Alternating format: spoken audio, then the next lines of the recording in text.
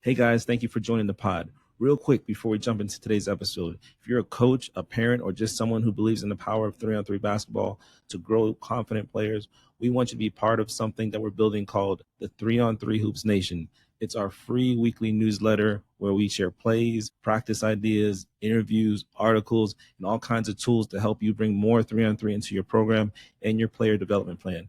It's also where we're building a growing community of coaches and leaders who believe that there's a better way to teach this game. So if that sounds like you, head over to 3on3hoopsnation.com, tap that join button, or just hit the link in the description of this episode. All right, let's get to the show.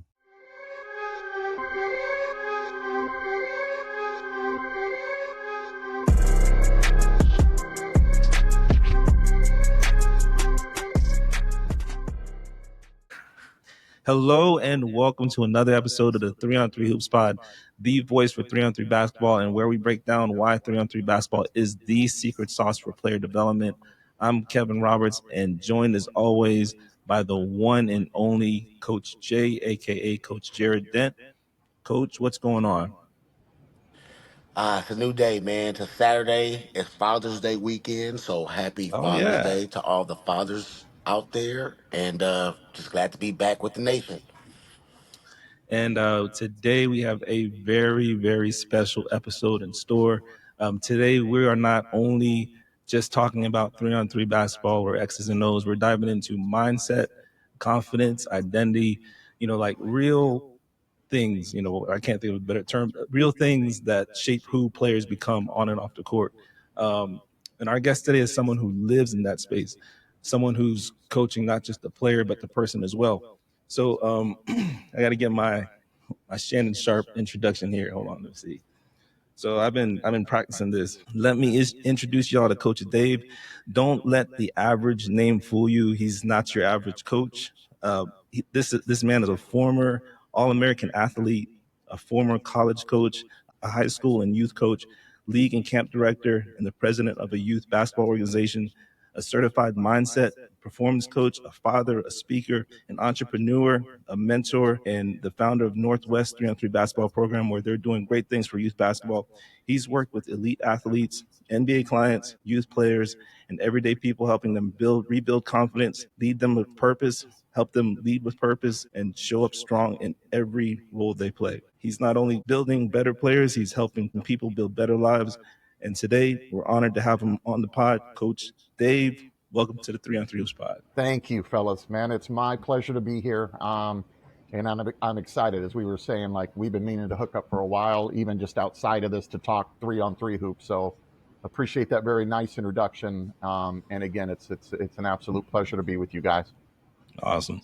And before we jump into the interview, I just want to do a few housekeeping items. First, I want to remind our listeners and invite them to join our growing community of coaches, parents, and 3-on-3 advocates by signing up with the 3-on-3 Hoops Nation newsletter.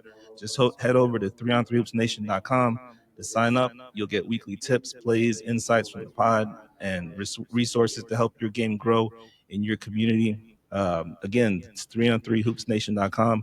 And it's this 3-on-3 Hoops Nation is just a small plant that we're going to continue to water and watch it grow into, who knows, maybe it'll take over the basketball world. So we'll see. That's the plan. I also want to mention that this weekend is actually a big weekend for the world of 3-on-3 basketball. Coach, you know what this weekend is? It's the worlds and stuff, right? Yeah. So we got the Big Three opening day today, and we also have the FIBA 3x3 World Tour going on in Vienna. So we're recording this on a Saturday, like Coach Jay mentioned. Recording this just before all these games happened, or well, the World Tours actually happened already, but for day two. But we'll be talking about both of those events and the results, and give our thoughts on that on next week's episode once we have a chance to watch it. So just wanted to mention all that. Coach Dave, you watch any Big Three or FIBA 3x3 at all? Quite a bit, yeah. When I first got into this space, not only was I a big fan of just the 3-on-3 for, we know all the benefits that it offers, but I was like, man, I better be educated a little bit on, especially since it's been a really growing trend, and with the Olympics getting in and everything, it was like, yeah. So I did, and I talked to a couple of high ups at USA Basketball about it and kind of what they're doing and what their expectation of the 3-on-3 growth is and things like that. And as I got into the space a little more aggressively, I wanted to make sure that I was armed with all the knowledge I could get on the little ins and outs of it for sure. So yeah, so I watch a ton of it. That's for sure. Awesome, awesome.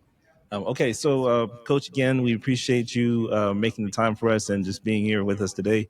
We've really been looking forward to this one. So here's how we're going to do this. Coach Jay and I put together a set of questions that we think will really help our audience of coaches, players, and parents. We'll take turns throwing them your way, and just take it wherever you feel led. So Perfect. um, we'll go ahead and get started. Coach Jay will go ahead and kick us off. Yes, sir. Yes, sir. We'll talk about a little bit about your Northwest 3-on-3 coach. You built it in response to some challenges that you saw within the traditional 5-on-5 game. Um, what have you seen in the 3-on-3 side as far as kids being able to, unlock different components of their game, or how it accelerates their growth? Yep. I think that, for me, coming from a position where I've kind of been at all levels of this game from the 5-on-5 perspective, I've coached at the college level, the high school level, the youth level, and all the way down, and worked with several pros and things like that. And one thing that I've seen this just kind of nasty trend, and it's no secret, is kind of especially at the youth level and even at the high school level, the AAU circuits and stuff has become there's a lot of toxic environments out there right now. And I can remember it was just before COVID. I was at an AAU tournament and I was watching some coach just blast his 13-year-old kids, cussing away, flipping chairs around, and just blaming them for losing. And half of his players couldn't dribble with their left hand. And I was like, man, like something has got to just change. We've got to Yeah, get into something that's a little more, developmental focused and a little more, fun to be around. And so that was kind of a pivotal moment for me to like, put some thought together of what can I do that might be a little different to change some of this, just this little fish in the Northwest, like what can I do to try to reach out and change this environment a little bit? yeah, And then it came back to, man, and coming out, coming from a sunshine state growing up, it was, well, we were outside, we'd go gather some buddies and go play 2-on-2 and 3-on-3. And yep, that was like, man, you think about how much you learned during that time and how much fun it was. And then, growing up at the time when I was growing up, just very few little 3-on-3 tournaments here and there, but it wasn't really a big thing back then. yeah, And obviously has grown substantially, but that's what kind of, I guess, called me into this space was kind of looking and reflecting at the state of youth basketball that I had watched for like 20 years just slowly kind of decline. And yeah, it's like, man, there needs to be a better opportunity, not only for kids to have a better environment, a fun environment to go play in, but also to improve. And, yeah, especially at the very young ages where like, I mean, I've really started to buy in like, man, if you're 10, 11, 12 years old, really all you should be playing is 3-on-3 just to yeah, learn the game and, that kind of stuff. Like, but you see these little third graders out there and they're traveling the country playing AAU. And I'm like, man, this is doing nobody any good You except don't keep up with the top five fifth the highly graders in ranked the third nation. grader. Yeah. Right. I mean, it's doing a good job for these tournament runners and stuff like that. But man, I kind of going back to the roots of just the little things getting people better, and moreover putting them in an environment that's just cleaner and a little bit more friendly and fun and an environment to learn, is kind of what got me going down this road. yeah. And that's good. There was actually a podcast with Gilbert Arenas, and he talked about the same thing, Yeah. same exact thing you just said. And that's definitely the case. With the youth basketball, especially with the travel team, and Jeff Teague, they were talking about oh that on his yeah, that's podcast right, too, about how if you're in third grade, fourth grade, fifth grade, like you have no business like going to Maryland to play tournaments on the weekend. exactly. Like, No, because no. when you're in fifth grade, you don't even know what you're gonna be when you're in eighth grade. You might hit a growth spurt or you might not grow at all. You might Hmm. get faster, you might not. So you don't really know what the future holds. You just need to be playing the game and learning the game and just Exactly. tapping into your creative side. Yeah, Yeah, they yeah. talk about trainers also, like. why have all these trainers at that young age? I know these trainer, and then like there, you see people, parents actively, and I get you want to celebrate their kid, but every weekend they got a different jersey on. They're being coached by somebody totally different, and I it's do just not like, like that. yeah, and I just don't understand. Like, that's just not a way to develop in the long term, Right. especially at our youth level. It's definitely not a way that's in the best interest of the kid learning the game. And better yet, from a burnout standpoint, like, man, traveling every weekend and different coaches, different teammates. I don't understand. It's hard to get in your groove and really like show some strides in your game in an environment like that. Absolutely right. All right, so yeah, so in 3-on-3 basketball, we see quieter kids often come alive in ways that might not happen in bigger team settings. Can you maybe share a moment where you saw players' confidence transform because of 3-on-3 environment? Yeah, absolutely. I can think of several since I've been in this space, but there's one in particular that, and I run a youth league out here. We've got about 1,000 players in our youth league.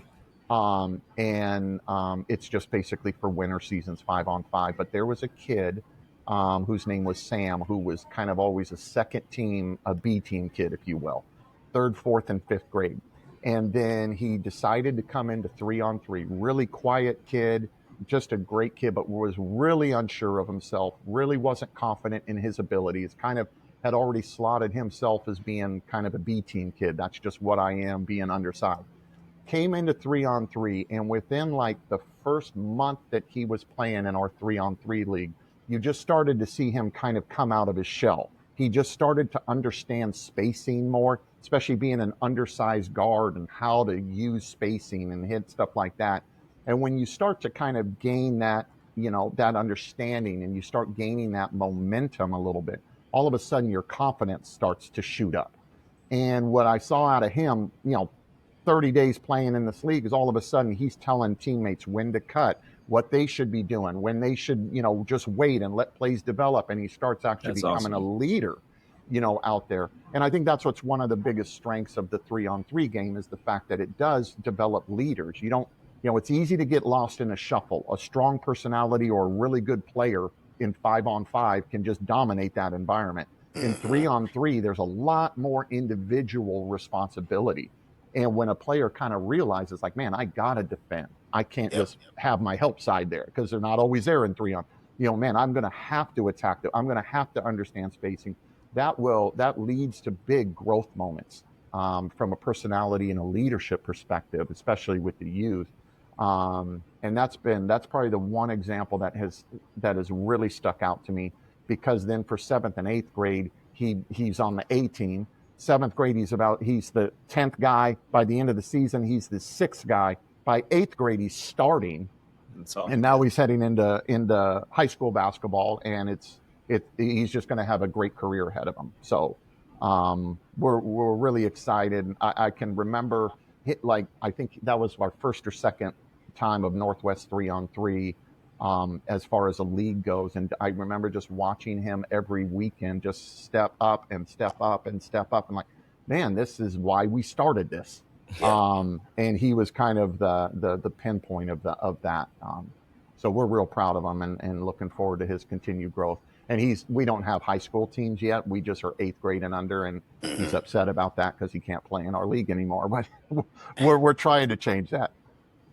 Indeed, indeed, and that's actually a perfect segue, that story. So, coach, three like running your 3-on-3 league, how has that changed like your overall view of youth sports as a whole?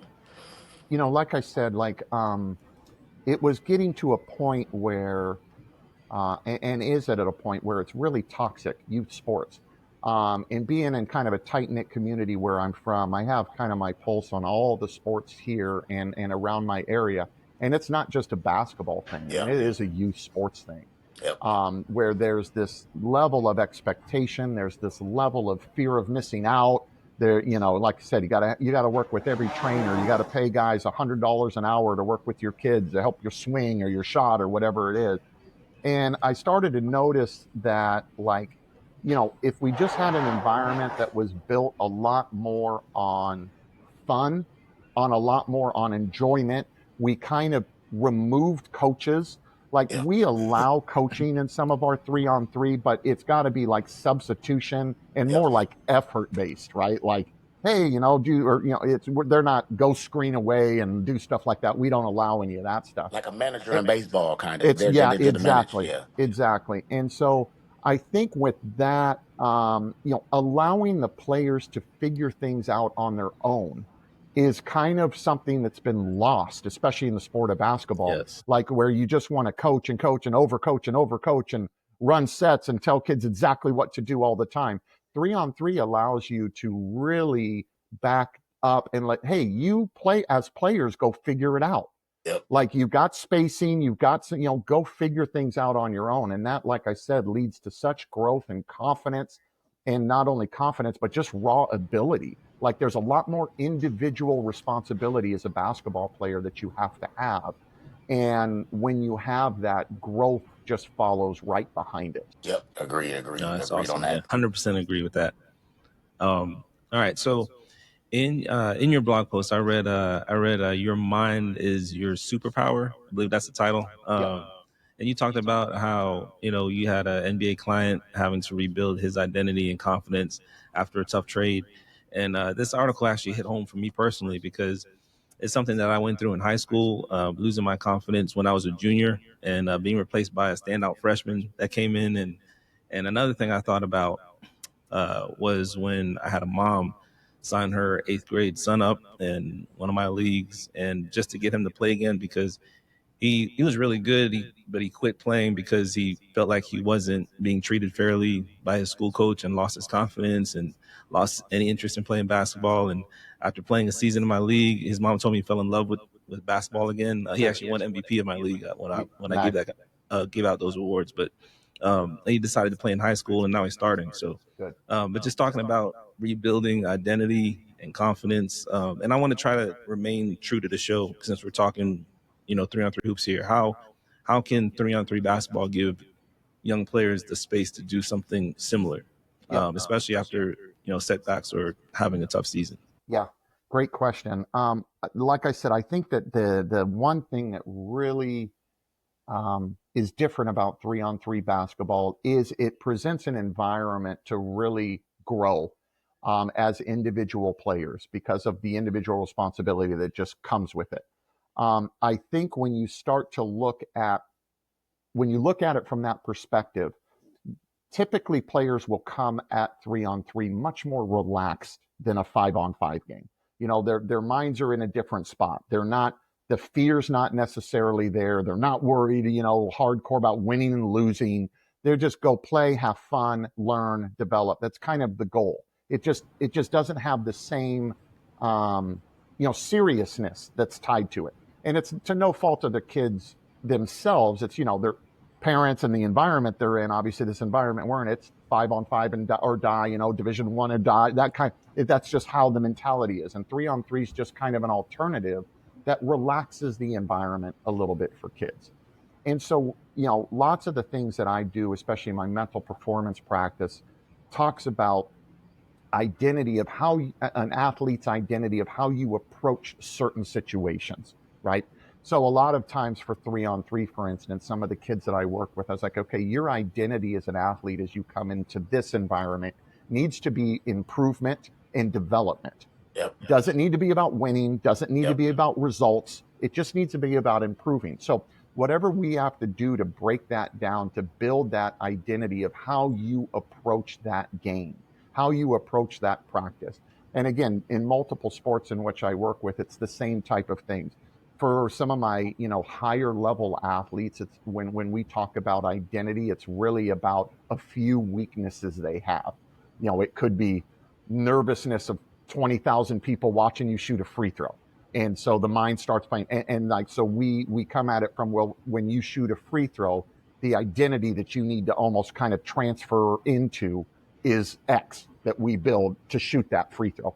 And it's the same with 3-on-3 basketball from, I mean, to be honest, any kid that's, a senior in high school below, and even if it really just needs to focus on improving. And part of the identity that I talk about when it comes to athletics is really just making sure that the process of development and the process of improvement is the biggest part of that identity. Yep. And that way, you're not relying on wins and losses and individual performances to guide your confidence. You're working, even on a bad day, you can sit back and go, well, what did I learn today? Yeah. That's part of this process. What did I learn? What did my athletic identity learn today? Oh, I learned I can't, if I miss 3 or 4 shots, I need to find something else to do.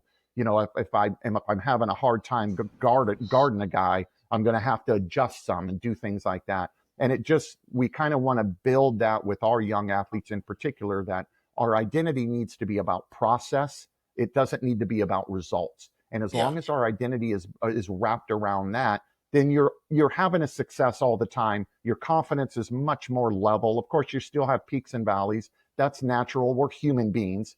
So things are going to go great. Things are not going to go so great sometimes, but just being able to understand that that's part of your individual process. And that's where you're able to sustain that confidence. And the Yeah. last thing I'll say on it too is what does build confidence is obviously preparation and Hmm. being able just to share with your athletes like, hey, you've prepared. Whether you're going in the driveway, whether you've been playing in leagues in basketball for years and years, preparation should build confidence. And Yeah. sharing with your athletes that you are prepared for these moments. I mean, you were shooting in the driveway for 2 hours yesterday. You're prepared to go play, and Yep. that's part of your process. So play with confidence. Yep. Yeah, that's an interesting tidbit there because I oftentimes hammer that home to the kids and even to myself, to be honest. I even have to remind myself sometimes that, the process is really where it's at. Like, Yep. don't focus too much on the end result. And Kobe Bryant used to always say that a I was lot. just about to You know mention what I'm that. saying? Yeah. You have to fall in love with the process. So alongside with telling the kids that, I kind of have to also remind myself that, because every so often I'll get caught up in the coaching side of it, where I'm like, you should do this and this instead. And then I'm like, no, this is the environment where I Yep. just throw them to the wolves and they have to figure it out on their Yep. on their own. So that's real important. That's a real important note there, to coaches, players, and everybody out there. Just focus more on the process and not the end result. And just focusing on the process day in, day out. When you look up a month later, 2 months later, 3 months later, you'll look back and say, "Dang, I've come a long way in the process," and Absolutely. that breeds confidence. Yep. And that leads me into my next question, as far as like mindset goes. What mindset challenges do you see often in today's athletes, and how can 3-on-3 alongside 5-on-5? How can this help address some of those challenges in a more intentional way? So from a I mean, obviously confidence is a huge one that kids struggle with. I think that what they do is they get into some dangerous ground of comparison, Yeah. and comparison is a big enemy for kids. And because of social media, because of the environment we're in today, it's really easy to get locked in and looking at what other people are doing. And that's the big risk that's out there for kids. Is like, oh well, you know, Johnny's doing this and Billy's doing this and they're traveling around playing and I'm not. And so what can happen in situations like that is the kids just really start to question their own confidence. Am I doing the right thing? Without really understanding that everybody's journey is very different. Everybody's Yep. journey is to their own individual. And like we were just talking about a little bit ago, especially when you're elementary, middle school, and even early in high school, there is no telling how much more growth you have physically, Yep. mentally, and all this. So when we start kind of comparing ourselves sixth grader to sixth grader, things can change. I mean, just tenfold by the time those kids get to high school. Yep. One could be 6'4", the other guy's going to be 5'9" because he's already 5'9", and Yeah. you see a lot of that going on. So I think where kids these days have a real difficult time, and the youth that I work with when it comes to kind of this inner mind stuff, is when I start to dig about their confidence, it always starts on the surface. Oh, I'm missing shots. I'm this. But then it always gets, once we kind of get down to the depths of it a little bit, a lot of it comes to the fact that they're comparing themselves to other teammates, other friends, teams on other players. Yeah. And not having the understand of like, hey, remember, your journey is 100% your own. Your journey is what you can control and the only thing you can control. You can't control what anyone else is doing, and if anybody else is having success. And then of course you always got to have a reality check with them and go, look, Yeah. people posting on social media are never posting bad things. So Exactly. take it in perspective and understand, like, that little highlight tape that they put together that's Yeah. not how every game looks. It Yeah. just isn't. Yeah. They're not showing all their misses. No, the turnovers, throwing the ball in the stands, they're not showing Right. any of those things. Yeah. Yeah. Or the parents. Or the parents respond. Yeah, that they keep those out.